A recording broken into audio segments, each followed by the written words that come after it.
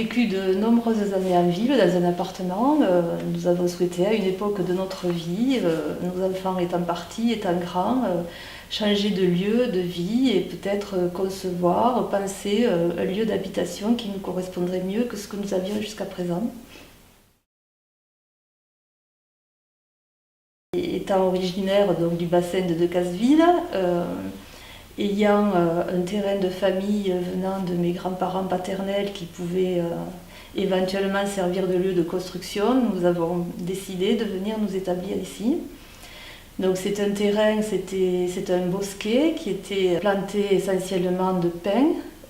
C'est un peu lié à l'histoire de la mine, puisque mon grand-père était mineur. Et donc à l'époque, les mineurs, lorsqu'ils avaient un peu de terrain, plantaient des pins qu'ils revendaient ensuite à la mine pour les étayages, les étais des galeries.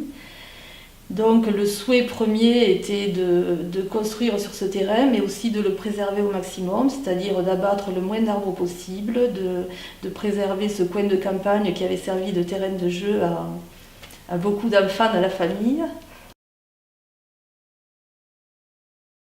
Nous avions envie d'une maison simple, de plein pied, dans laquelle on peut circuler d'une manière fluide, avec des espaces nous permettant d'accueillir nos enfants, mais que ces espaces ne soient pas fermés quand ils ne sont pas là.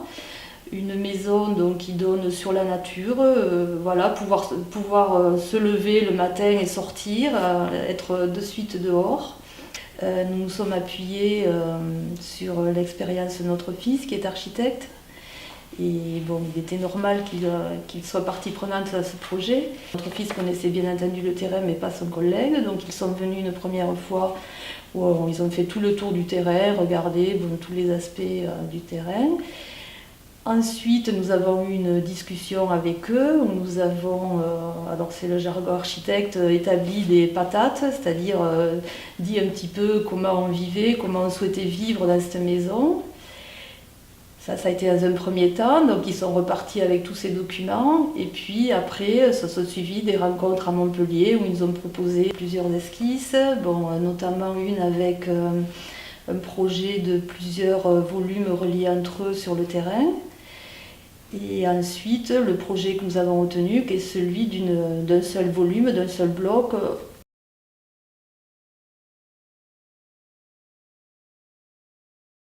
Nous ne souhaitions pas avoir trop de béton, voilà, donc nous avons privilégié les matériaux naturels comme le bois. Nous avons aussi utilisé le zinc parce que nous sommes pas loin aussi de la cité du zinc de Viviers, donc tout ça faisait partie un peu aussi du respect du site, quoi, voilà. Et le choix notamment de la teinte du bardage aussi a été fait en fonction du tronc des arbres. On a cherché quelque chose qui se rapproche le plus de la couleur du tronc des arbres. Ce qu'on voulait aussi, c'est que cette maison se fasse la plus discrète possible, voilà, qu'elle soit un peu cachée et aussi qu'on ait l'impression qu'elle avait toujours été là. Voilà. Le fait aussi et le souhait d'avoir choisi une structure légère a permis aux artisans de préserver le site, de ne pas trop impacter le terrain. Et si un jour quelqu'un décide de faire disparaître cette maison du paysage, je pense que ça pourra se faire sans trop de dégâts parce qu'elle peut être entièrement démontable et le terrain peut retrouver peut-être son aspect initial. Maintenant que nous habitons cette maison depuis quelques années, nous sommes tout à fait satisfaits de pouvoir y vivre au quotidien. La circulation y est fluide comme on l'avait souhaité au départ. De grands espaces avec des grandes baies qui donnent sur la nature nous donnent l'impression quelquefois de vivre dans les arbres, de pouvoir suivre l'évolution de la nature au fil des saisons. Les terrasses couvertes, notamment la plus grande qui relie deux pièces entre elles, est vraiment un espace très agréable à vivre.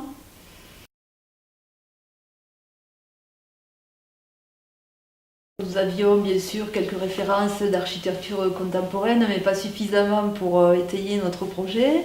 Donc nous nous sommes rendus au CAUE. Nous avons été reçus donc, par Céline Laurent qui nous a orientés vers de nombreux ouvrages que nous avons empruntés, consultés. Nous sommes revenus plusieurs fois et ça nous a vraiment aidés, permis de nous intéresser davantage encore à un type de construction bien particulier, puisqu'on avait déjà un petit peu l'idée de l'ossature bois et donc de voir plusieurs constructions en ossature bois. Et une fois que le projet a été bien avancé, bien défini, même commencé, je pense, nous sommes revenus au CAUE pour rencontrer l'architecte conseil qui nous a vraiment aidés sur des problèmes techniques et qui nous a permis de définir certains choix.